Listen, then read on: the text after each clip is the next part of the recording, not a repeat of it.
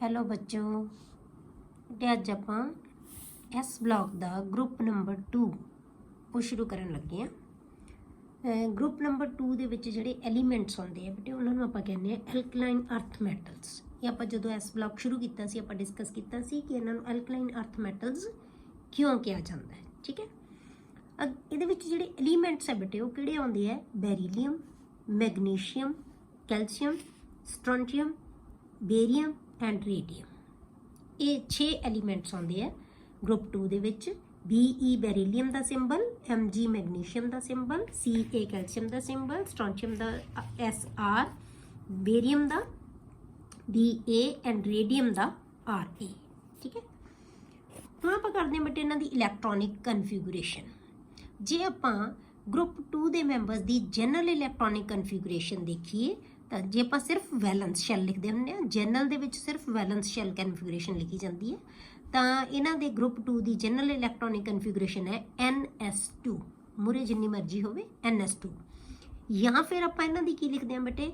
Nobel gas, ਕੋਈ ਵੀ Nobel gas ਦੀ ਕਨਫਿਗੂਰੇਸ਼ਨ NS2, ਅੱਗੇ Nobel gas ਆ ਜਾਣੀ ਹੈ। ਕਲੀਅਰ? NS2 ਮਤਲਬ ਵੈਲੈਂਸ ਸ਼ੈਲ NS2 ਕਨਫਿਗੂਰੇਸ਼ਨ ਹੀ ਆਏਗੀ ਇਹਨਾਂ ਦੀ। ਠੀਕ ਹੈ, ਹੁਣ ਆਪਾਂ ਦੇਖਦੇ ਹਾਂ ਬੇਟੇ ਇਹਨਾਂ ਦੀ ਇਲੈਕਟ੍ਰੋਨਿਕ ਕਨਫਿਗੂਰੇਸ਼ਨ ਡਿਫਰੈਂਟ ਐਲੀਮੈਂਟਸ ਦੀ। ਪਹਿਲਾਂ ਆਪਾਂ ਲੈਂਦੇ ਹਾਂ ਬੈਰੀਲੀਅਮ। ਅਟੋਮਿਕ ਨੰਬਰ ਕਿੰਨਾ ਹੁੰਦਾ ਇਹਦਾ ਬੇਟੇ? 4। ਤਾਂ 1s2 2s2। ਜਿਵੇਂ ਪਹਿਲੇ ਗਰੁੱਪ ਦੇ ਵਿੱਚ NS1 ਸੀ ਜਨਰਲ ਕਨਫਿਗੂਰੇਸ਼ਨ, ਇੱਥੇ NS2 ਹੈ। ਉਹਦੇ ਸਾਰਿਆਂ ਦੇ ਵਿੱਚ ਇੱਕ ਇੱਕ ਇਲੈਕਟ੍ਰੋਨ ਸੀ ਵੈਲੈਂਸ ਸ਼ੈਲ 'ਚ, ਇੱਥੇ ਸਾਰਿਆਂ ਦੇ ਵਿੱਚ ਦੋ ਦੋ ਇਲੈਕਟ੍ਰੋਨ ਆਉਣਗੇ ਵੈਲੈਂਸ ਸ਼ੈਲ ਦੇ ਵਿੱਚ। ਕਲੀਅਰ? ਤੇ 1s2 2s2 ਜਾਂ ਆਪਾਂ ਕੀ ਲਿਖ ਸਕਦੇ ਹਾਂ ਬੇਟੇ? ਜਿਵੇਂ ਆਪਾਂ ਉੱਪਰ ਕਿਹਾ ਸੀ ਨੋਬਲ ਗੈਸ NS2। ਤਾਂ ਨੋਬਲ ਗੈਸ ਕਿਹੜੀ ਹੈ ਇਹਦੇ ਮੂਰੇ? ਆ ਨੋਬਲ ਗੈਸ ਹੈ। ਪੂਰੀ ਕਨਫਿਗੂਰੇਸ਼ਨ ਕਿਹਦੀ ਹੈ? ਹੀਲੀਅਮ ਦੀ। ਆਪਾਂ ਉੱਪਰ ਲਿਖਤਾ 2 ਕਿ ਤਾਂ ਉਹਦੇ ਨੂੰ ਯਾਦ ਰਵੇ ਕਿ 2 ਇਲੈਕਟ੍ਰੋਨ ਇੱਥੋਂ ਤੱਕ ਪੂਰੇ ਹੋ ਚੁੱਕੇ। ਉਸ ਤੋਂ ਬਾਅਦ 2s2। ਉਸ ਤੋਂ ਬਾਅਦ ਆ ਗਿਆ ਬੇਟੇ ਮੈਗਨੀਸ਼ੀਅਮ। ਮੈਗਨੀਸ਼ੀਅਮ ਦਾ ਨੰਬਰ 12 ਅਗਲਾ ਗਰੁੱਪ ਹੈ ਜਿਹੜਾ ਨਾ ਅਗਲੇ ਪੀਰੀਅਡ ਦੇ ਵਿੱਚ ਆ ਗਿਆ ਮੈਂਬਰ। ਇਹ ਇਸ ਬਲੌਕ ਦੇ ਦੂਜੇ ਗਰੁੱਪ ਦਾ member 1s2 2s2 2p6। 2 shell ਪੂਰੇ ਹੋ ਗਏ, ਤੀਸਰਾ ਸ਼ੈਲ ਹੈ ਜਿਹੜਾ ਉਹ ਸਟਾਰਟ ਹੋ ਗਿਆ 3s2। ਤੀਜੇ ਸ਼ੈਲ ਦੇ ਵਿੱਚ 2 ਇਲੈਕਟ੍ਰੋਨ। ਜਿਵੇਂ ਸੋਡੀਅਮ ਸੀ ਅਲਕਲੀ ਮੈਟਲ, ਇਹਦੇ ਉਸੇ ਪੀਰੀਅਡ ਦਾ ਮੈਂਬਰ ਕਿਹੜਾ ਹੈ? ਸੋਡੀਅਮ। ਸੋਡੀਅਮ ਦੇ ਵਿੱਚ 3s1 ਸੀ, ਇੱਥੇ 3s2 ਸੀ। ਨੈਕਸਟ ਜਿਹੜਾ ਅਲਕਲੀ ਮੈਟਲ ਤੋਂ ਨੈਕਸਟ ਹੈ ਜਿਹੜਾ ਉਹ ਇਲੈਕਟ੍ਰੋਨ S ਦੇ ਵਿੱਚ ਹੀ ਜਾਏਗਾ। ਤਾਂ ਜੇ ਆਪਾਂ ਇੱਥੋਂ ਤੱਕ 2p6 ਤੱਕ ਲਈਏ ਤਾਂ ਕਿੰਨੇ ਇਲੈਕਟ੍ਰੋਨ ਹੋ ਗਏ? 10। ਤਾਂ ਕਿਹਦੀ ਕਨਫਿਗੂਰੇਸ਼ਨ ਹੈ ਇਹ? ਨਿਓਨ ਦੀ। ਤਾਂ ਆਪਾਂ 10 ਲਿਖਤਾ ਹੈ। ਤਾਂ ਤੁਸੀਂ ਲਿਖਣ ਦੀ ਤੁਹਾਨੂੰ ਮੈਂ ਸਿਰਫ ਦੱਸਣ ਵਾਸਤੇ ਹੈ ਕਿ 10 ਹੈ, ਅਦਰਵਾਈਜ਼ ਲਿਖਣ ਦੀ ਲੋੜ ਨਹੀਂ। ਸਾਨੂੰ ਪਤਾ ਹੁੰਦਾ ਹੈ ਕਿ ਨਿਓਨ ਦਾ ਨੰਬਰ 10 ਹੈ। ਤਾਂ 10 ਇਲੈਕਟ੍ਰੋਨਸ ਦੇ ਵਿੱਚ ਅਸੀਂ ਫਿਲ ਕਰ ਚੁੱਕੇ, ਤਾਂ ਅਸੀਂ ਇਕੱਲਾ ਨਿਓਨ ਲਿਖ ਦਿਓ 3s2। ਠੀਕ ਹੈ, ਇੱਥੋਂ ਤੱਕ ਨਿਓਨ ਦੀ ਕਨਫਿਗੂਰੇਸ਼ਨ ਹੋ ਗਈ, ਫਿਰ 3s2। ਉਸ ਤੋਂ ਬਾਅਦ ਕੈਲਸ਼ੀਅਮ। ਕੈਲਸ਼ੀਅਮ ਦੇ ਵਿੱਚ ਬੇਟੇ 3p6 ਤੱਕ ਹੋ ਗਈ। ਇਹ ਆਰਗਨ ਦੀ ਕਨਫਿਗੂਰੇਸ਼ਨ 18 ਇਲੈਕਟ੍ਰੋਨ ਫਿਲ ਕਰਤੇ ਅਸੀਂ 2 4 10 12 ਐਂਡ 18। 18 ਆ ਗਏ ਆਰਗਨ ਦੇ ਵਿੱਚ। ਉਸ ਤੋਂ ਬਾਅਦ ਆ ਗਿਆ 4s2। ਉਸ ਤੋਂ ਬਾਅਦ ਆ ਗਿਆ ਸਟ੍ਰੋਂਸ਼ੀਅਮ। ਉਹਦੇ ਵਿੱਚ ਅਸੀਂ 3d10 ਆ ਗਿਆ 4s2 4p6 5s2 4p ਤੱਕ ਬੇਟੇ ਕ੍ਰਿਪਟਨ ਆ ਗਿਆ 36 ਇਲੈਕਟ੍ਰੋਨਸ ਇਹਦੇ ਵਿੱਚ ਅਸੀਂ ਫਿਲ ਕਰਤੇ। ਲਾਸਟ ਤੇ ਆ ਗਿਆ 5s2। ਇਹ ਕ੍ਰਿਪਟਨ ਦਾ ਨੰਬਰ ਹੁੰਦਾ 36। ਤਾਂ 2 ਇਹਦੇ ਵਿੱਚ ਇਲੈਕਟ੍ਰੋਨ ਹੋਰ ਆ ਗਏ।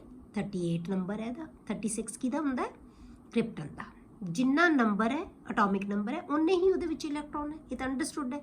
ਤਾਂ ਜਿੰਨਾ ਨੰਬਰ ਹੈ ਉਨੇ ਇਲੈਕਟ੍ਰੋਨ ਹੋਣਗੇ ਉਹਦੇ ਵਿੱਚ। ਬੇਰੀਅਮ ਦਾ 56 ਨੰਬਰ ਹੈ। ਤਾਂ ਆਪਾਂ ਇਹਦੇ ਵਿੱਚ 4p6 4d6 5s2 5p6 and 6s2। ਹੁਣ 5p6 ਤੱਕ ਜ਼ੀਨੋਨ ਆ ਗਿਆ। ਜ਼ੀਨੋਨ ਦਾ ਜਿਹੜਾ ਨੰਬਰ ਹੈ ਉਹ ਕਿੰਨਾ ਹੁੰਦਾ? 54 ਹੀ ਉਹਦੇ ਵਿੱਚ ਇਲੈਕਟ੍ਰੋਨ ਹੋਣਗੇ। ਉਸ ਤੋਂ ਬਾਅਦ ਆ ਗਿਆ ਬੇਟੇ 6s2। ਠੀਕ ਹੈ, ਲਾਸਟ ਕੀ ਆਏਗਾ? 6s2। ਉਸ ਤੋਂ ਬਾਅਦ ਆ ਗਿਆ ਬੇਟੇ ਰੇਡੀਅਮ। ਰੇਡੀਅਮ ਦਾ ਜਿਹੜਾ ਨੰਬਰ ਹੈ 88 ਹੈ। ਤਾਂ ਇਹਦੇ ਵਿੱਚ ਆ ਕੇ ਰੇਡੋਨ ਆ ਗਿਆ 86 ਇਲੈਕਟ੍ਰੋਨਸ ਇਹਦੇ 'ਚ ਜਾਣਗੇ 7s2। ਇੱਥੋਂ 6s2 ਤੋਂ ਬਾਅਦ ਫਿਰ ਨਾਲ ਦੀ ਨਾਲ ਅਸੀਂ ਇੱਥੇ 4d ਤੋਂ ਬਾਅਦ ਬੇਟੇ ਫਿਰ 4f ਵੀ ਆ ਜਾਣਗੇ। 4f14 ਆ ਜਾਏਗਾ, ਫਿਰ 5s2, ਫਿਰ 5p6, ਫਿਰ 5d6 ਨਾ d10, ਫਿਰ 6s2, ਫਿਰ 6p6, ਫਿਰ ਆਏਗਾ 7s2। ਠੀਕ ਹੈ, 7s2। ਤਾਂ ਇੱਥੇ ਤੁਹਾਡੇ ਕੋਲੇ 6p6 ਤੱਕ ਜਿਹੜਾ 6p6 ਤੱਕ ਤਾਂ ਨਾ ਆ ਜਾਏਗਾ ਤੁਹਾਡੇ ਕੋਲੇ, ਉਹ ਆਏਗਾ 86 ਨੰਬਰ ਬਣ ਜਾਏਗਾ ਸਾਰੇ ਇਲੈਕਟ੍ਰੋਨ ਦਾ। ਲਾਸਟ ਤੇ ਕੀ ਆ ਜਾਏਗਾ? 7s2। ਠੀਕ ਹੈ, ਇਹ ਸਾਰੀ ਬੇਟੇ ਇਹਨਾਂ ਦੀ ਕਨਫਿਗੂਰੇਸ਼ਨ ਹੋ ਗਈ। ਜੇ ਆਪਾਂ ਬੇਟੇ ਇਸ ਕਨਫਿਗੂਰੇਸ਼ਨ ਨੂੰ ਦੇਖਦੇ ਹਾਂ ਤਾਂ ਸਾਨੂੰ ਇਹਦੇ ਤੋਂ ਕਲੀਅਰ ਹੁੰਦਾ ਹੈ ਕਿ ਇਹਦੇ ਸਾਰਿਆਂ ਦੇ ਵਿੱਚ ਵੈਲੈਂਸ ਸ਼ੈਲ ਦੇ ਵਿੱਚ ਇਲੈਕਟ੍ਰੋਨ ਹੈ ਜਿਹੜੇ ਉਹ ਕਿੰਨੇ ਹੈ 2 ਹੈ। ਇਸ ਦੇ ਵਿੱਚ 2 ਇਲੈਕਟ੍ਰੋਨਸ ਹੈ ਹਰੇਕ ਦੇ ਵਿੱਚ। ਕਲੀਅਰ।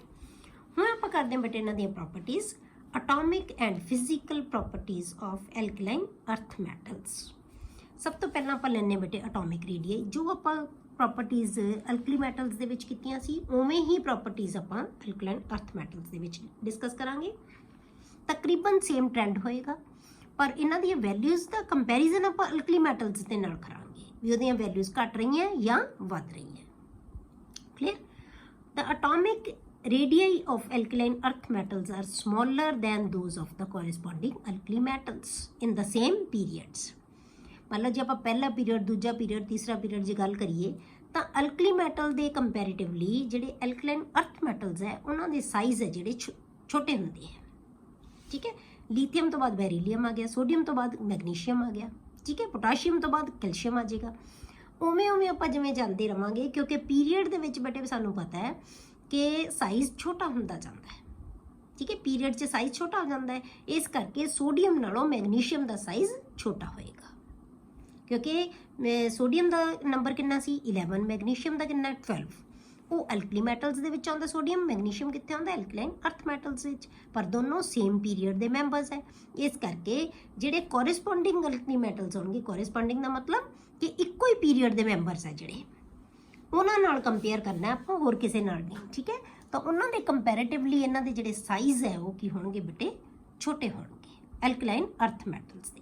ਕਿਉਂ ਹੋਣਗੇ ਛੋਟੇ ਬੇਟੇ? ਕਿਉਂਕਿ ਸਾਈਜ਼ ਹੈ ਜਿਹੜਾ ਪੀਰੀਅਡ ਦੇ ਵਿੱਚ ਡਿਕਰੀਜ਼ ਹੁੰਦਾ ਜਾਂਦਾ ਹੈ। ਕਿਉਂ ਡਿਕਰੀਜ਼ ਹੁੰਦਾ ਜਾਂਦਾ ਹੈ? ਕਿਉਂਕਿ ਨਿਊਕਲੀਅਰ ਚਾਰਜ ਇਨਕਰੀਜ਼ ਹੁੰਦਾ ਜਾਂਦਾ ਹੈ, ਕਿਉਂਕਿ we are adding electrons to the same shell. ਇੱਕ ਪੀਰੀਅਡ ਦੇ ਵਿੱਚ ਹਮੇਸ਼ਾ ਅਸੀਂ ਇਲੈਕਟ੍ਰੋਨ ਉਸੇ ਸ਼ੈਲ ਦੇ ਵਿੱਚ ਐਡ ਕਰਦੇ ਰਹਿੰਦੇ ਹਾਂ। ਸਬ ਸ਼ੈਲ ਚਾਹੇ ਚੇਂਜ ਹੁੰਦੇ ਰਹਿਣ ਪਰ ਹਮੇਸ਼ਾ ਜਿਹੜੇ ਇਲੈਕਟ੍ਰੋਨ ਅਸੀਂ ਐਡ ਕਰਦੇ ਹਾਂ ਸੇਮ ਸ਼ੈਲ ਦੇ ਵਿੱਚ ਐਡ ਕਰਦੇ ਜਾਂਦੇ ਹਾਂ। ਕਲੀਅਰ। ਇਸ ਕਰਕੇ ਨਿਊਕਲੀਅਰ ਚਾਰਜ ਵੱਧਦਾ ਜਾਂਦਾ ਹੈ। ਹੁਣ ਜੇ ਆਪਾਂ ਗਰੁੱਪ ਦੀ ਗੱਲ ਕਰੀਏ, ਆਪਦੇ ਗਰੁੱਪ ਦੇ ਵਿੱਚ ਕਿਵੇਂ ਇਹਨਾਂ ਦੇ ਸਾਈਜ਼ ਦੇ ਵਿੱਚ ਆਏਗਾ, ਵਿਦਨ ਦਾ ਗਰੁੱਪ ਦਾ ਅਟੋਮਿਕ ਰੇਡੀਆਈ ਇਨਕਰੀਜ਼ਸ। ਗਰੁੱਪ ਦੇ ਵਿੱਚ ਹਮੇਸ਼ਾ ਹੀ ਅਟੋਮਿਕ ਰੇਡੀਅਸ ਵੱਧਦਾ ਜਾਂਦਾ ਹੈ। ਕਿਉਂ? ਕਿਉਂਕਿ ਜਦੋਂ ਅਸੀਂ ਡਾਊਨ ਦਾ ਗਰੁੱਪ ਜਾਂਦੇ ਹਾਂ ਬੇਟੇ ਤਾਂ ਇਲੈਕਟ੍ਰੋਨ ਨੂੰ ਅਸੀਂ ਹਮੇਸ਼ਾ ਨਵੇਂ ਸ਼ੈਲ ਦੇ ਵਿੱਚ ਐਡ ਕਰਦੇ ਰਹਿੰਦੇ ਹਾਂ।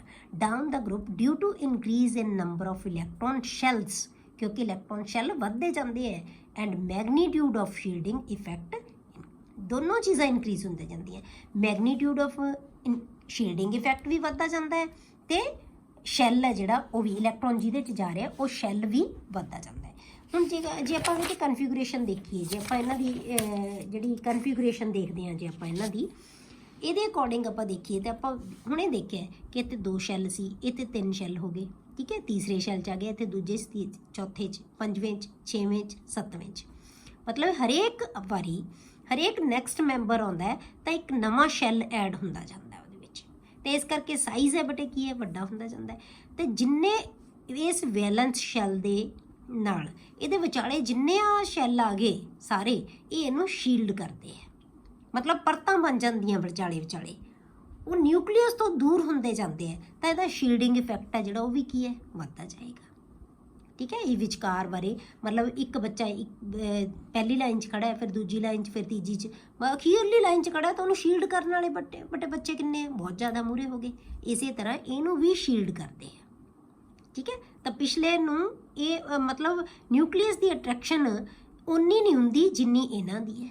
ਇਹਦੀ ਹੋਰ ਘਟ ਜਾਏਗੀ, ਇਹਦੀ ਹੋਰ ਘਟ ਜਾਏਗੀ। ਕਿਉਂ? ਕਿਉਂਕਿ ਇਹਨੂੰ ਸ਼ੀਲਡ ਕਰ ਰਹੇ ਹੈ, ਵਿਚਾਲੇ ਆ ਰਹੇ ਹੈ, ਦੀਵਾਰਾਂ ਬਣੇ ਹੋਏ ਆ ਇਹ। ਕਲੀਅਰ ਹੋ ਗਿਆ? ਤਾਂ ਇਸ ਕਰਕੇ ਆਪਾਂ ਕੀ ਕਹਿੰਦੇ ਕਿ ਜੇ ਨੈਕਸਟ ਮੈਂਬਰ ਹੈ, ਗਰੁੱਪ ਹੈ, ਇਸ ਗਰੁੱਪ ਨੂੰ ਆਪਾਂ ਡਿਸਕਸ ਕਰ ਰਹੇ ਹਾਂ ਬੇਟੇ, ਇਹਦੇ ਵਿੱਚ ਹਰੇਕ ਵਾਰੀ ਇੱਕ ਨਵਾਂ ਸ਼ੈਲ ਐਡ ਹੁੰਦਾ ਜਾਂਦਾ ਹੈ। ਇਸ ਕਰਕੇ ਸਾਈਜ਼ ਹੈ ਜਿਹੜਾ ਹਮੇਸ਼ਾ ਗਰੁੱਪ ਦੇ ਵਿੱਚ ਹਰੇਕ ਬਲਾਕ ਦੇ ਵਿੱਚ ਹੀ ਆਪਾਂ ਇਹ ਸਟੱਡੀ ਕਰਾਂਗੇ ਕਿ ਜਿਹੜਾ ਸਾਈਜ਼ ਹੁੰਦਾ ਗਰੁੱਪ ਦੇ ਵਿੱਚ ਹਮੇਸ਼ਾ ਇਨਕਰੀਜ਼ ਹੁੰਦਾ ਜਾਂਦਾ ਹੁੰਦਾ ਹੈ। ਕਲੀਅਰ ਹੋ ਗਿਆ? ਇਹ ਕਿਉਂ ਹੁੰਦਾ ਜਾਂਦਾ ਇਨਕਰੀਜ਼? ਕਿਉਂਕਿ ਸ਼ੈਲ ਵੱਧਦੇ ਜਾਂਦੇ ਆ ਤੇ ਸ਼ੀਲਡਿੰਗ ਇਫੈਕਟ ਵੀ ਵੱਧਦਾ ਜਾਂਦਾ ਹੈ। ਉਸ ਤੋਂ ਬਾਅਦ ਆਪਾਂ ਡਿਸਕਸ ਕਰਦੇ ਹਾਂ ਬੇਟੇ ਆਇਨਿਕ ਸਾਈਜ਼ ਜਾਂ ਆਇਨਿਕ ਰੇਡੀਆਈ। ਆਲ ਦਾ ਐਲੀਮੈਂਟਸ ਫਾਰਮ ਡਾਇਵੈਲੈਂਟ ਕੈਟਾਇਨ। ਸਾਰੇ ਐਲੀਮੈਂਟ ਹੈ ਜਿਹੜੇ ਐਲਕਲਾਈਨ ਅਰਥ ਮੈਟਲਸ ਹੈ ਬੇਟੇ, ਉਹ ਡਾਇਵੈਲੈਂਟ ਕੈਟਾਇਨ ਬਣਾਉਂਦੇ ਹੈ by the loss of 2 electrons, 2 electron lose ਕਰਕੇ। ਜਿਵੇਂ ਆਪਾਂ ਪੜ੍ਹਿਆ ਸੀ ਬੇਟੇ ਕਿ ਸਾਰੇ ਐਲਕਲੀ ਮੈਟਲਸ ਮੋਨੋਆਟੋਮਿਕ ਜਾਂ ਮੋਨੋਵੈਲੈਂਟ ਕੈਟਾਇਨ ਬਣਾਉਂਦੇ ਹੈ, ਮੋਨੋਵੈਲੈਂਟ ਕੈਟਾਇਨਸ ਬਣਾਉਂਦੇ ਹੈ। ਜਿਹਦੇ ਵਿੱਚ M1 ਪੋਜ਼ਿਟਿਵ ਲਿਖਿਆ ਸੀ ਆਪਾਂ। ਇਹ 2 ਇਲੈਕਟ੍ਰੋਨ ਲੂਜ਼ ਕਰਦੇ ਆ 2 ਪੋਜ਼ਿਟਿਵ। ਇਹ ਹਮੇਸ਼ਾ ਡਾਇਆਟੋਮਿਕ ਜਿਹੜੇ ਹੈਗੇ ਡਾਇਵੈਲੈਂਟ ਕੈਟਾਇਨਸ ਹੈ ਜਿਹੜੇ ਉਹ ਬਣਾਉਂਦੇ ਆ। ਕਦੇ ਵੀ ਇਹ ਜਿਹੜੇ ਐਲਕਲਾਈਨ ਅਰਥ ਮੈਟਲਸ ਹੈ ਕਦੇ ਵੀ 1 ਇਲੈਕਟ੍ਰੋਨ ਲੂਜ਼ ਕਰਕੇ M ਪੋਜ਼ਿਟਿਵ ਨਹੀਂ ਬਣਾਉਂਦੇ, ਹਮੇਸ਼ਾ ਹੀ ਕੀ ਬਣਾਉਣਗੇ M2 ਪੋਜ਼ਿਟਿਵ। ਕਲੀਅਰ। ਹੁਣ ਜਦੋਂ ਇਹ ਇਲੈਕਟ੍ਰੋਨ ਲੂਜ਼ ਕਰਤੇ ਤਾਂ ਉਦੋਂ ਸਾਈਜ਼ ਕੀ ਹੋ ਜਾਂਦਾ ਬੇਟੇ ਕੈਟਾਇਨ ਦਾ? ਛੋਟਾ। ਇਹ ਆਪਾਂ ਪੜ੍ਹਿਆ ਹੋਇਆ ਪੀਰੀਓਡਿਕ ਟੇਬਲ ਦੇ ਵਿੱਚ ਵੀ ਕਿ ਕੈਟਾਇਨ ਦਾ ਸਾਈਜ਼ ਆਪਣੀ ਐਟਮ ਨਾਲੋਂ ਹਮੇਸ਼ਾ ਛੋਟਾ ਹੁੰਦਾ ਹੈ। ਇਹਦਾ ਸਾਈਜ਼ ਆਪਣੀ ਐਟਮ ਨਾਲੋਂ ਛੋਟਾ ਹੋਏਗਾ। ਕਿਉਂ?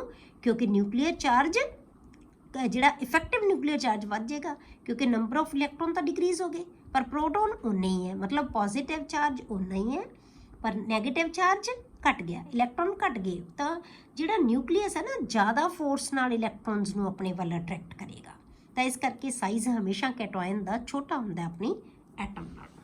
Clear. The radius of cation is less than the radius of its atom. The ionic radii increases down the group. ਇਹ ਤਾਂ ਉਹੀ atomic radius ਜਿਵੇਂ ਹੈ।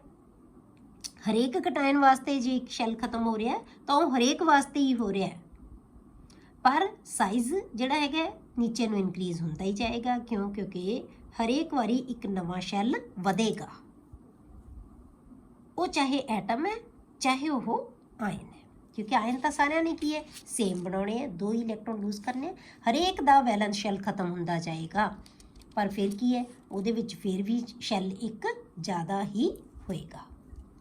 ਕਲੀਅਰ। ਅਗਲੀ ਪ੍ਰੋਪਰਟੀ ਆਪਾਂ ਕਰਦੇ ਹਾਂ ਬੇਟੇ ਆਇਨਾਈਜੇਸ਼ਨ ਇੰਥੈਲਪੀਜ਼। ਆਇਨਾਈਜੇਸ਼ਨ ਇੰਥੈਲਪੀ ਕਿਹਨੂੰ ਕਰਨੇ ਬੇਟੇ ਆਪਾਂ? ਕਿਸੇ ਵੀ ਐਟਮ ਦੀ ਗੈਸੀਅਸ ਸਟੇਟ ਦੇ ਵਿੱਚੋਂ ਜਿਹੜਾ ਵੈਲੈਂਸ ਸ਼ੈਲ ਦੇ ਵਿੱਚ ਇਲੈਕਟ੍ਰੋਨ ਹੈ, ਮੋਸਟ ਲੂਜ਼ਲੀ ਬਾਉਂਡ ਇਲੈਕਟ੍ਰੋਨ ਹੈ ਜਿਹੜਾ, ਉਹਨੂੰ ਬਾਹਰ ਕੱਢਣ ਲਈ ਜਿੰਨੀ એનર્ਜੀ ਚਾਹੀਦੀ ਹੈ ਉਹਨੂੰ ਕਹਿੰਦੇ ਅਸੀਂ ਆਇਨਾਈਜੇਸ਼ਨ ਇੰਥੈਲਪੀਜ਼।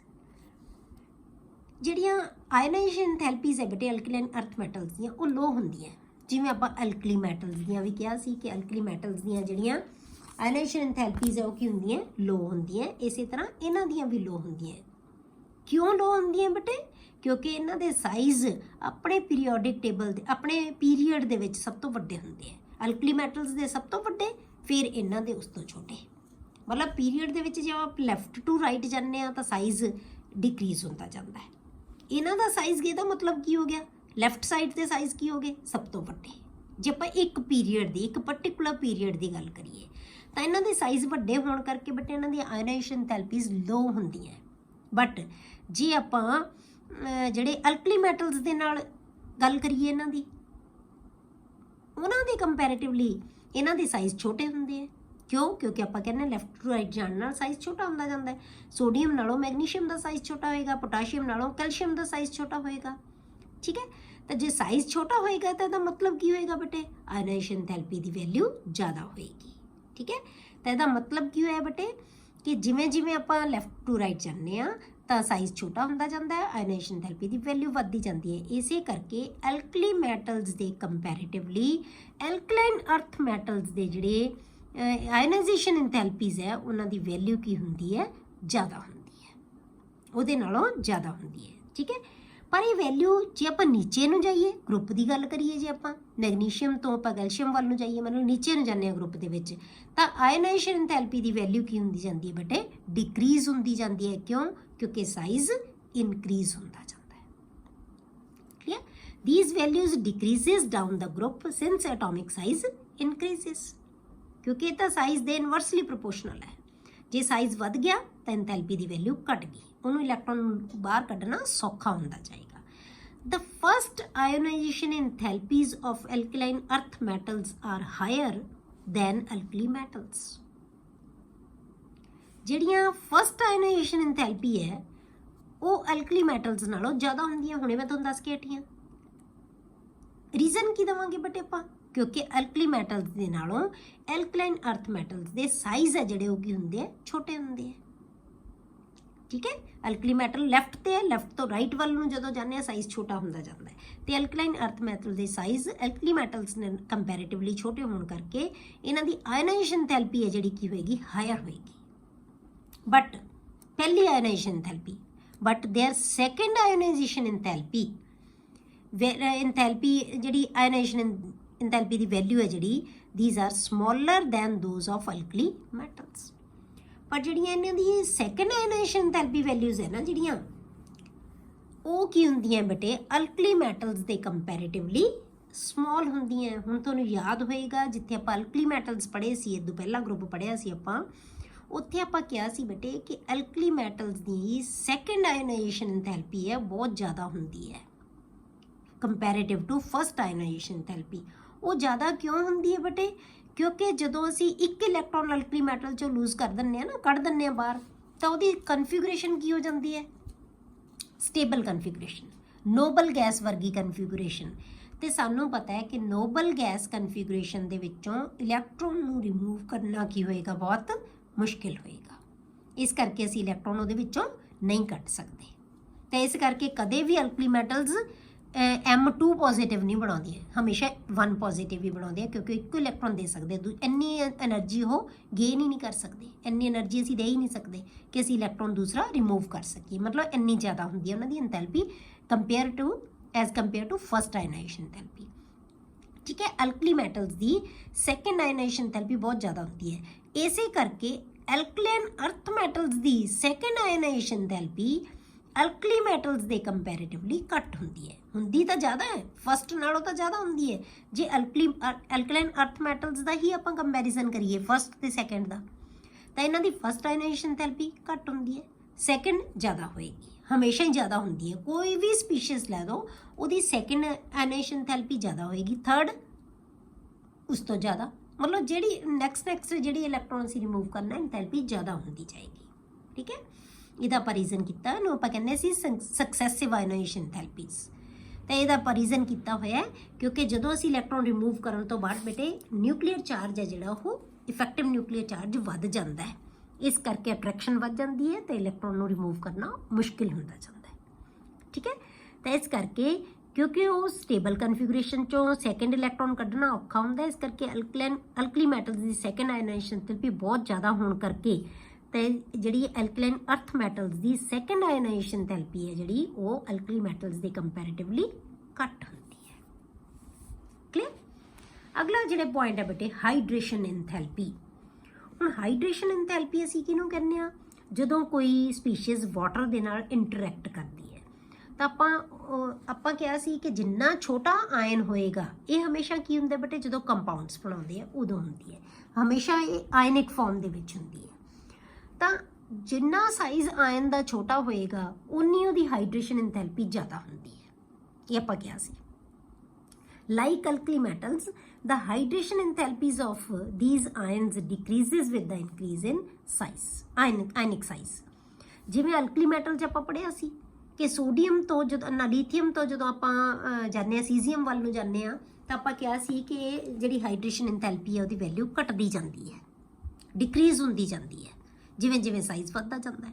ਠੀਕ ਹੈ, ਉਵੇਂ ਬਿਲਕੁਲ ਉਹੀ ਟ੍ਰੈਂਡ ਇਹਦੇ ਵਿੱਚ ਆਏਗਾ। ਬੈਰੀਲੀਅਮ ਨਾਲੋਂ ਬੇਰੀਅਮ ਤੱਕ ਜਾਂਦੇ ਹਾਂ ਜਦੋਂ ਆਪਾਂ, ਤਾਂ ਹਾਈਡਰੇਸ਼ਨ ਇੰਥੈਲਪੀ ਦੀ ਵੈਲਿਊ ਹੈ ਉਹ ਡਿਕਰੀਜ਼ ਹੁੰਦੀ ਜਾਂਦੀ ਹੈ। ਕਿਉਂ? ਕਿਉਂਕਿ ਸਾਈਜ਼ ਇਨਕਰੀਜ਼ ਹੁੰਦਾ ਜਾਂਦਾ ਹੈ। ਇਹ ਸਾਈਜ਼ ਦੇ ਉੱਤੇ ਡਿਪੈਂਡ ਕਰਦੀ ਹੈ। ਪਰ ਜਿਹੜੀ ਹਾਈਡਰੇਸ਼ਨ ਇੰਥੈਲਪੀ ਦੀਆਂ ਵੈਲਿਊਜ਼ ਹੈ ਨਾ, ਜਿਹੜੇ ਅਲਕਲਾਈਨ ਅਰਥ ਮੈਟਲਸ ਦੀਆਂ ਜ਼ਿਆਦਾ ਹੁੰਦੀਆਂ but as compare to alkali metals. The hydration values of alkaline earth metal ions are higher than those of alkali metal ions। ठीक है, alkali metal ions ਦੇ ਨਾਲੋਂ ਜਿਹੜੀ alkaline earth metal ions ਦੀਆਂ ਜਿਹੜੀਆਂ hydration enthalpies ਹੈ ਜਾਂ hydration values ਹੈ ਉਹ ਕੀ ਹੁੰਦੀਆਂ? ਜ਼ਿਆਦਾ ਹੁੰਦੀਆਂ। ਕਿਉਂ? ਕਿਉਂਕਿ ਇਹਨਾਂ ਦੇ size comparative to alkali metals ਕੀ ਹੁੰਦੇ ਆ? ਛੋਟੇ ਹੁੰਦੇ। ਲੀਥੀਅਮ ਨਾਲੋਂ ਬੈਰੀਲੀਅਮ ਦਾ, ਸੋਡੀਅਮ ਨਾਲੋਂ ਕੈਲਸ਼ੀਅਮ ਦਾ, ਠੀਕ ਹੈ, ਪੋਟਾਸ਼ੀਅਮ ਨਾਲੋਂ ਕੈਲਸ਼ੀਅਮ ਦਾ, ਸੋਡੀਅਮ ਨਾਲੋਂ ਮੈਗਨੀਸ਼ੀਅਮ ਦਾ। ਠੀਕ ਹੈ, ਇਹ ਸਾਰੇ ਸਾਈਜ਼ਸ ਕੀ ਹੈ ਬੇਟੇ? ਛੋਟੇ ਆ ਉਹਨਾਂ ਦੇ ਕੰਪੈਰੀਟਿਵਲੀ। ਤੇ ਆਪਾਂ ਕੀ ਕਿਹਾ ਕਿ ਜਿੰਨਾ ਸਾਈਜ਼ ਛੋਟਾ ਹੋਏਗਾ ਆਇਨੇਸ਼ਨ ਤੇ ਜਾਂ ਹਾਈਡਰੇਸ਼ਨ ਇੰਥੈਲਪੀ ਦੀ ਵੈਲਿਊ ਉਨੀ ਜ਼ਿਆਦਾ ਹੋਏਗੀ। ਇਸ ਕਰਕੇ ਅਲਕਲੀ ਮੈਟਲਸ ਦੇ ਕੰਪੈਰੀਟਿਵਲੀ ਇਹਨਾਂ ਦੀਆਂ ਹਾਈਡਰੇਸ਼ਨ ਇੰਥੈਲਪੀਜ਼ ਜ਼ਿਆਦਾ ਹੁੰਦੀ ਹੈ।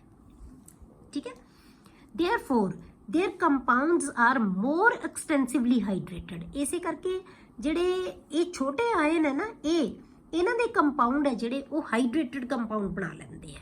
That is MgCl2 and CaCl2 exist as MgCl2 6 water molecules. ਇਹਨੂੰ ਕਹਿੰਦੇ ਅਸੀਂ ਵਾਟਰ ਆਫ ਕ੍ਰਿਸਟਲਾਈਜੇਸ਼ਨ। ਇਹ ਨਹੀਂ ਕਿ ਪਾਣੀ ਇਹਦੇ ਮੋਲੀਕੂਲ ਐਡ ਹੋਣ ਨਾਲ ਇਹ ਲਿਕੁਇਡ ਬਣ ਗਿਆ। ਇਹਦੇ ਵਿੱਚ ਕੀ ਹੈ ਬੇਟੇ, ਇਹ ਹੈ ਸੋਲਿਡ ਹੀ, ਪਰ ਇਹ ਹਾਈਡਰੇਟਡ ਸਾਲਟ ਹੈ ਜਿਹਦੇ ਵਿੱਚ ਵਾਟਰ ਆਫ ਕ੍ਰਿਸਟਲਾਈਜੇਸ਼ਨ ਹੁੰਦਾ ਹੈ। ਠੀਕ ਹੈ।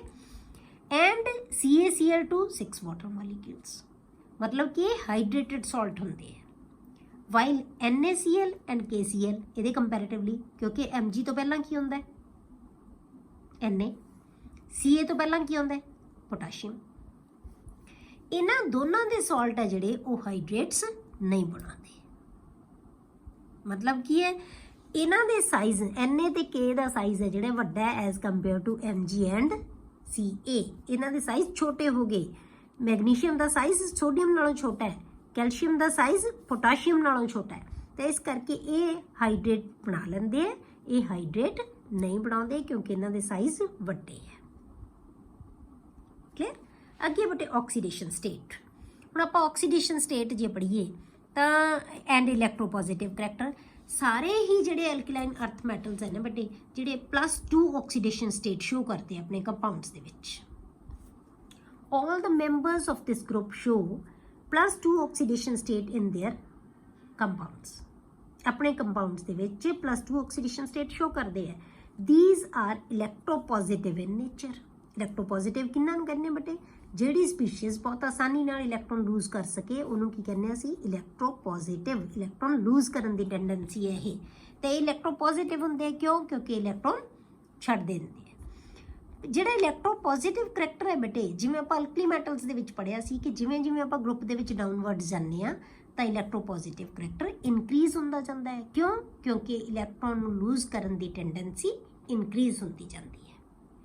ਆਪਾਂ ਬੈਰੀਲੀਅਮ ਤੋਂ ਮੈਗਨੀਸ਼ੀਅਮ ਵੱਲ ਜਾਵਾਂਗੇ, ਸਾਈਜ਼ ਵੱਧ ਗਿਆ, ਇਲੈਕਟ੍ਰੋਨ ਨੂੰ ਲੂਜ਼ ਕਰਨ ਦੀ ਟੈਂਡੈਂਸੀ ਵੱਧ ਜਾਏਗੀ। ਮੈਗਨੀਸ਼ੀਅਮ ਤੋਂ ਕੈਲਸ਼ੀਅਮ ਵੱਲ ਜਾਵਾਂਗੇ ਤਾਂ ਟੈਂਡੈਂਸੀ ਹੋਰ ਵੱਧ ਜਾਏਗੀ। ਤਾਂ ਇਹਦਾ ਮਤਲਬ ਇਲੈਕਟ੍ਰੋਪੋਜ਼ਿਟਿਵ ਕਰੈਕਟਰ ਹੈ ਜਿਹੜਾ ਉਹ ਕੀ ਹੋ ਗਿਆ, ਇਨਕਰੀਜ਼ ਹੁੰਦਾ ਜਾਏਗਾ। ਠੀਕ ਹੈ, ਇਲੈਕਟ੍ਰੋਪੋਜ਼ਿਟਿਵ ਕਰੈਕਟਰ ਇਨਕਰੀਜ਼ ਹੁੰਦਾ ਜਾਂਦਾ ਹੈ। ਪਰ ਜੇ ਆਪਾਂ ਬੈਰੀਲੀਅਮ ਦੇਖੀਏ, ਹੋwever ਬੈਰੀਲੀਅਮ ਇਜ਼ ਲੀਸਟ ਇਲੈਕਟ੍ਰੋਪੋਜ਼ਿਟਿਵ। ਬੈਰੀਲੀਅਮ ਹੈ ਜਿਹੜਾ ਸਭ ਤੋਂ ਘੱਟ ਇਲੈਕਟ੍ਰੋਪੋਜ਼ਿਟਿਵ ਹੁੰਦਾ ਇਹਦਾ। ਕਿਉਂ, ਕਿਉਂਕਿ ਇਹਦਾ ਸਾਈਜ਼ ਹੈ ਜਿਹੜਾ ਕੀ ਹੈ ਕੰਪੈਰੀਟਿਵ ਟੂ ਇਟਸ ਗਰੁੱਪ, ਜਿਹੜੇ ਮੈਂਬਰਸ ਹੈ ਉਹਨਾਂ ਦੇ ਕੰਪੈਰੀਟਿਵਲੀ ਕੀ ਹੈ ਇਹਦਾ ਸਾਈਜ਼ ਸਭ ਤੋਂ ਛੋਟਾ ਹੈ। ਠੀਕ ਹੈ, ਇਸ ਕਰਕੇ ਇਹ ਆਸਾਨੀ ਨਾਲ ਇਲੈਕਟ੍ਰੋਨ ਲੂਜ਼ ਨਹੀਂ ਕਰੇਗਾ। ਤਾਂ ਇਸ ਕਰਕੇ ਇਹਨਾਂ ਦੇ ਜਿਹੜੇ ਹੈਗੇ ਆ ਆਇਨਾਈਜ਼ੇਸ਼ਨ ਥੈਰੇਪੀ ਦੀ ਵੈਲਿਊ ਜ਼ਿਆਦਾ ਹੁੰਦੀ ਹੈ ਕੰਪੈਰੀਟਿਵਲੀ। ਕੰਪੇਅਰ ਕਰ ਰਹੇ ਹਾਂ ਆਪਾਂ ਆਪਦੇ ਗਰੁੱਪ ਦੇ ਨਾਲ, ਤਾਂ ਗਰੁੱਪ ਦੇ ਵਿੱਚੋਂ ਸਭ ਤੋਂ ਜ਼ਿਆਦਾ ਆਇਨਾਈਜ਼ੇਸ਼ਨ ਥੈਰੇਪੀ ਇਹਦੀ ਹੋਈ ਹੈ ਆਪਣੇ ਗਰੁੱਪ ਦੇ ਵਿੱਚੋਂ। ਤਾਂ ਇਹਦਾ ਮਤਲਬ ਇਹਦਾ ਇਲੈਕਟ੍ਰੋਪੋਜ਼ਿਟਿਵ ਕਰੈਕਟਰ ਕੀ ਹੋਏਗਾ, ਆਪਣੇ ਗਰੁੱਪ ਦੇ ਵਿੱਚ ਸਭ ਤੋਂ ਘੱਟ ਹੋਏਗਾ, ਕਿਉਂਕਿ ਸਭ ਤੋਂ ਵੱਧ ਆਇਨਾਈਜ਼ੇਸ਼ਨ ਥੈਰੇਪੀ ਬੈਰੀਲੀਅਮ ਦੀ ਹੈ। ਇਸੇ ਕਰਕੇ ਬੈਰੀਲੀਅਮ ਦੇ ਕੰਪਾਊਂਡ ਨੇ ਜਿਹੜੇ ਉਹ ਮੋਸਟਲੀ ਕੋਵਲੈਂਟ ਨੇਚਰ ਦੇ ਹੁੰਦੇ ਹੈ। ਆਇਨਿਕ ਨਹੀਂ ਬਣਾਉਂਦਾ ਇਹ। ਆਇਨਿਕ ਕਿਵੇਂ ਬਣਾਏਗਾ, ਜੇ ਇਲੈਕਟ੍ਰੋਨ ਲੂਜ਼ ਕਰੇ। ਤਾਂ ਇਹ ਆਸਾਨੀ ਨਾਲ ਇਲੈਕਟ੍ਰੋਨ ਲੂਜ਼ ਨਹੀਂ ਕਰ ਸਕਦਾ ਕਿਉਂਕਿ ਆਇਨਾਈਜ਼ੇਸ਼ਨ ਥੈਰੇਪੀ ਦੀ ਵੈਲਿਊ ਜ਼ਿਆਦਾ ਹੁੰਦੀ ਹੈ। ਇਸ ਕਰਕੇ ਕੋਵਲੈਂਟ ਕੰਪਾਊਂਡਸ ਬਣਾਉਂਦਾ ਹੈ। ਕਲੀਅਰ। ਨੈਕਸਟ ਹੈ ਬੇਟੇ ਮੈਟੈਲਿਕ ਕਰੈਕਟਰ। ਮੈਟੈਲਿਕ ਕਰੈਕਟਰ ਕੀ ਹੁੰਦਾ ਬੇਟੇ, ਸੇਮ ਕਰੈਕਟਰ, ਇਲੈਕਟ੍ਰੋਨ ਨੂੰ ਲੂਜ਼ ਕਰਨ ਦੀ ਟੈਂਡੈਂਸੀ ਹੈ ਜਿਹੜੀ ਆਪਾਂ। ਹੁਣ these metals have stronger metallic bonds as compared to those of alkali metals present in the same period। ਇੱਕੋ ਹੀ ਪੀਰੀਅਡ ਦੇ ਵਿੱਚ ਜਿਹੜੇ ਅਲਕਲੀ ਮੈਟਲ ਤੇ ਅਲਕਲਾਈਨ ਅਰਥ ਮੈਟਲਸ ਹੈ ਉਹਨਾਂ ਦਾ ਕੰਪੈਰੀਜ਼ਨ ਕਰਦੇ ਹਾਂ ਆਪਾਂ ਹਮੇਸ਼ਾ। ਜਿਵੇਂ ਸੋਡੀਅਮ ਦਾ ਮੈਗਨੀਸ਼ੀਅਮ ਨਾਲ ਕਰਾਂਗੇ, ਕੈਲਸ਼ੀਅਮ ਦਾ ਅਸੀਂ ਜਿਹੜਾ ਪੋਟਾਸ਼ੀਅਮ ਨਾਲ ਕਰਾਂਗੇ, ਤੇ ਲੀਥੀਅਮ ਦਾ ਬੈਰੀਲੀਅਮ ਨਾਲ ਕਰਾਂਗੇ। ਆਪਾਂ ਇਦਾਂ ਕੰਪੇਅਰ ਕਰਨਾ ਹੈ ਸੇਮ ਪੀਰੀਅਡ ਦੇ ਮੈਂਬਰਸ ਦਾ। ਤੇ ਜਦੋਂ ਆਪਾਂ ਇਹਨਾਂ ਨੂੰ ਅਲਕਲੀ ਮੈਟਲਸ ਦੇ ਇਹਨਾਂ ਦੇ ਜਿਹੜੇ ਕੋਰਸਪੋਂਡਿੰਗ ਅਲਕਲੀ ਮੈਟਲਸ ਹਨ ਨਾ ਬੇਟੇ ਜੀ, ਉਹਨਾਂ ਨਾਲ ਕੰਪੇਅਰ ਕਰਦੇ ਹਾਂ ਤਾਂ ਇਹਨਾਂ ਦੇ ਮੈਟੈਲਿਕ ਬੌਂਡਸ ਆ ਉਹ ਸਟਰੋਂਗ ਹੁੰਦੇ ਆ ਬੇਟੇ। ਕਿਉਂ ਸਟਰੋਂਗ ਹੁੰਦੇ ਆ, ਕਿਉਂਕਿ ਸਾਈਜ਼ ਛੋਟਾ ਹੁੰਦਾ ਹੈ। These metals have stronger ionic metallic bonds as compared to those of alkali metals present in the same period. For example, magnesium is harder and denser than sodium। क्यों? क्योंकि ये ਜਿਹੜਾ ਆਪਣਾ ਅਰੇਂਜਮੈਂਟ ਬਣਾਏਗਾ ਨਾ, ਆਪਣਾ ਲੈਟਿਸ ਬਣਾਏਗਾ, ਉਹ ਕੀ ਹੈ ਜ਼ਿਆਦਾ ਕਲੋਜ਼ਲੀ ਪੈਕਡ ਹੋਏਗਾ, ਉਹਦੇ ਵਿੱਚ ਮੈਟੈਲਿਕ ਬੌਂਡ ਜ਼ਿਆਦਾ ਸਟਰੋਂਗ ਹੋਣਗੇ। जिन्ना स्ट्रॉन्ग बॉन्ड बनेगा बेटे मैटल ते मैटल दे विचकार उन्ने वो क्लोजली पैक हो जाणगे, जिन्ने क्लोजली पैक हो जाणगे उन्ने उन्हें हार्ड होणगे, उन्ने वो डेंस हो जाणगे, मतलब डेंसिटी उन्हां दी वध जाएगी। तो इस करके सारे मैटैलिक करैक्टर है जिहड़ा उन्हां इन्हां दे विच की है, ਇਹਦੇ ਜਿਹੜੇ ਮੈਟੈਲਿਕ ਬੌਂਡ ਜ਼ਿਆਦਾ ਹੋਣ ਕਰਕੇ ਜਿਹੜਾ ਮੈਟੈਲਿਕ ਕਰੈਕਟਰ ਹੈ ਉਹ ਕੀ ਹੈ ਇਨਕਰੀਜ਼ ਹੁੰਦਾ ਜਾਏਗਾ। ਇਸੇ ਕਰਕੇ ਇਹ ਹਾਰਡਰ ਵੀ ਹੈ, ਡੈਂਸਰ ਵੀ ਹੈ, ਇਹ ਸਾਰੇ ਕਰੈਕਟਰ ਕਿਹਦੇ ਹੈ ਬੇਟੇ ਮੈਟਲਸ ਦੇ ਕਰੈਕਟਰ ਹੈ। ਅੱਗੇ ਬੇਟੇ ਜਿਹੜੀ ਹੈਗੀ ਹੈ density. Alkaline earth metals R denser then ਐਲਕਲੀ metals. ਜਿਹੜੇ ਐਲਕਲਾਈਨ ਅਰਥ ਮੈਟਲਸ ਹੈ ਉਹ ਅਲਕਲੀ ਮੈਟਲਸ ਦੇ ਨਾਲੋਂ ਡੈਂਸ ਹੁੰਦੇ ਹੈ, because these are more closely packed due to smaller size, क्योंकि साइज छोटे होंदे जांदे इस करके closely packed होणगे एंड stronger metallic bond। जिन्ने closely pack होणगे metallic bond उन्हां दे विच उन्ना ज़्यादा होएगा। क्लियर। अगला बेटे प्रॉपर्टी है melting and boiling point। हुण आपां जे melting ते boiling point देखिए इन्हां दे alkaline earth metals they. The melting and boiling points of these metals are higher than those of alkali metals present in the same period।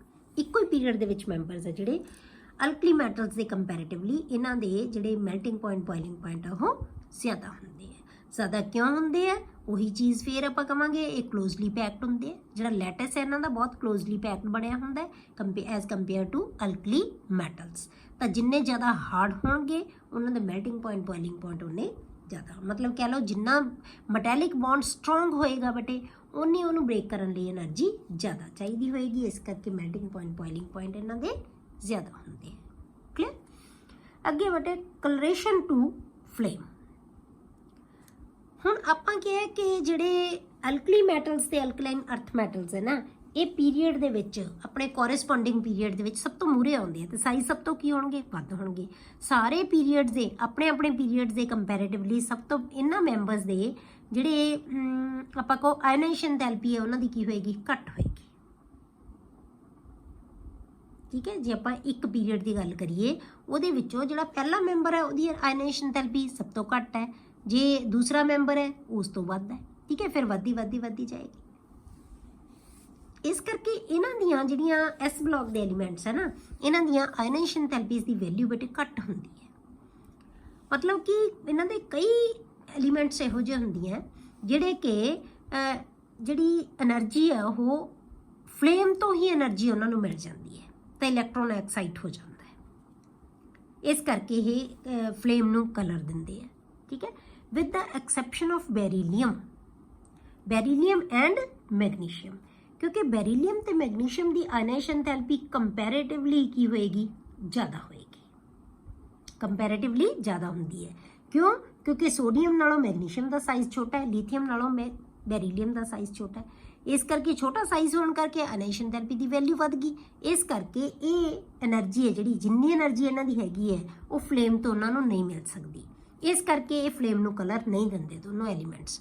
ਪਰ ਜਿਹੜੇ ਬਾਕੀ ਦੇ members ਹੈ ਇਸ ਗਰੁੱਪ ਦੇ ਉਹ ਸਾਰੇ ਦੇ ਸਾਰੇ these impart characteristic color to the flame। ਉਹ ਕਲਰ ਦਿੰਦੇ ਆ ਫਲੇਮ ਨੂੰ। ਠੀਕ ਹੈ। ਕਿਉਂ ਦਿੰਦੇ ਆ? ਕਿਉਂਕਿ ਉਹਨਾਂ ਦੀ ਆਇਨਾਈਜ਼ੇਸ਼ਨ ਥੈਰੇਪੀ ਲੋ ਹੁੰਦੀ ਹੈ, ਉਹਨਾਂ ਨੂੰ ਫਲੇਮ ਤੋਂ એનર્ਜੀ ਉਨੀ ਮਿਲ ਜਾਂਦੀ ਹੈ ਜਿੰਨਾ ਕਿ ਇਲੈਕਟ੍ਰੋਨ ਨੂੰ ਬਾਹਰ ਕੱਢਣ ਲਈ ਚਾਹੀਦੀ ਹੈ ਜਾਂ ਇਲੈਕਟ੍ਰੋਨ ਦੀ ਐਕਸਾਈਟੇਸ਼ਨ ਲਈ ਚਾਹੀਦੀ ਹੈ। ਠੀਕ ਹੈ। they give impart characteristic color to the flame due to low ionization enthalpies। ਹੁਣ ਹੋਰ ਇਹਨਾਂ ਦੇ ਵਿੱਚ ਬੇਟੇ ਐਲਕਲੀ ਮੈਟਲਸ ਦੀ ਤਰ੍ਹਾਂ ਇਹਨਾਂ ਦੇ ਵਿੱਚ ਹੋਰ ਕਿਹੜਾ ਕਰੈਕਟਰ ਹੈ ਜਿਹੜਾ ਮੈਟੈਲਿਕ ਕਰੈਕਟਰ ਜਿਹਨੂੰ ਆਪਾਂ ਕਹਿੰਦੇ ਆ ਵੀ ਮੈਟਲ ਦਾ ਨੂੰ ਸ਼ੋ ਕਰੇ। Alkaline earth metals like those of alkali metals have high electrical and thermal conductivities. ਇਹਨਾਂ ਦੇ ਵਿੱਚ ਵੀ ਹਾਈ ਇਲੈਕਟ੍ਰੀਕਲ ਤੇ ਥਰਮਲ ਕਨੈਕਟਿਵਿਟੀਜ਼ ਹੁੰਦੀਆਂ which are typical characteristics of metals. ਇਸੇ ਕਰਕੇ ਆਪਾਂ ਇਹਨਾਂ ਨੂੰ ਕੀ ਹੈ ਮੈਟਲਸ ਕਹਿੰਦੇ ਹਾਂ। ਠੀਕ ਹੈ। ਕੱਲ ਆਪਾਂ ਅਗਲੇ ਲੈਕਚਰ ਦੇ ਵਿੱਚ ਬੇਟੇ ਆਪਾਂ ਕੈਮੀਕਲ ਪ੍ਰੋਪਰਟੀਜ਼ ਡਿਸਕਸ ਕਰਾਂਗੇ ਐਲਕਲਾਈਨ ਅਰਥ ਮੈਟਲਸ ਦੀਆਂ।